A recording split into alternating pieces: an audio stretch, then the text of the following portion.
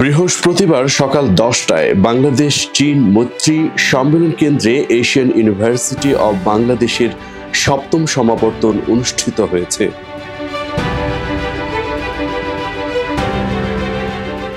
অনুষ্ঠানে প্রধান অতিথি হিসেবে রাষ্ট্রপতি ও চ্যান্সেলরের প্রতিনিধি হিসেবে শিক্ষা মন্ত্রণালয়ের বিশেষ উপদেষ্টা professor doctor Aminul Islam degree confirm করে হস্তান্তর করেন। তবে রাষ্ট্রপতি মোহাম্মদ শাহাবুদ্দিন, প্রধান উপদেষ্টা ডক্টর মোহাম্মদ ইউনুস, শিক্ষা উপদেষ্টা ওয়াহিদ উদ্দিন মাহমুদ, ইউজিসির চেয়ারম্যান এস.এম.এ. ফায়েজ অনুষ্ঠানে উপস্থিত হতে না পারলেও সমাবর্তন অনুষ্ঠানকে স্বাগত জানিয়ে ও সাফল্য কামনা করে বাণী পাঠিয়েছেন। রাষ্ট্রপতি মোহাম্মদ শাহাবুদ্দিন তার বাণীতে বলেন, আজ যারা ডিগ্রি অর্জন করলেন, জাতির বৃহত্তর কল্যাণে তাদের উপর অর্পিত দায়িত্ব যথাযথভাবে পালন করবেন।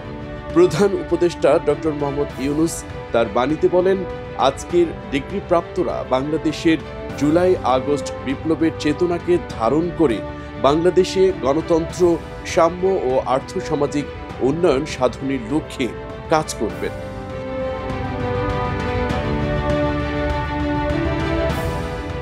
ইউজিসির চেয়ারম্যান এস.এম.এ. ফায়েজ তার বাণীতে বলেন, জাতীয় বৃহত্তম কল্যাণে স্বল্প ব্যয়ে গুণগত মানের উচ্চশিক্ষা বিস্তারে কাজ করা প্রয়োজন।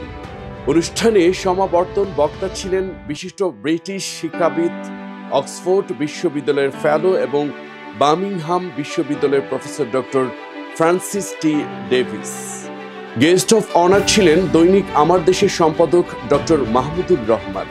বিশেষ অতিথি হিসেবে উপস্থিত ছিলেন ইউজিসির সদস্য প্রফেসর ডক্টর আনোয়ার হোসেন, বিশিষ্ট শিক্ষাবিদ, তুরস্কের আঙ্কারা ইলদিরিন বেইজিদ ইউনিভার্সিটির professor Yasin Aktay, Asian university of বাংলাদেশের প্রতিষ্ঠাতা অধ্যাপক doctor Abul Hasan Mohammad Sadek, board of ট্রাস্টিজের chairman doctor Jafar Sadek, vice chancellor emeritus অধ্যাপক ডক্টর শাহজাহান খান, ট্রেজারার অধ্যাপক ডক্টর মোহাম্মদ নুরুল ইসলাম সহ অন্যান্য ব্যক্তিবর্গ এ সময় উপস্থিত ছিলেন।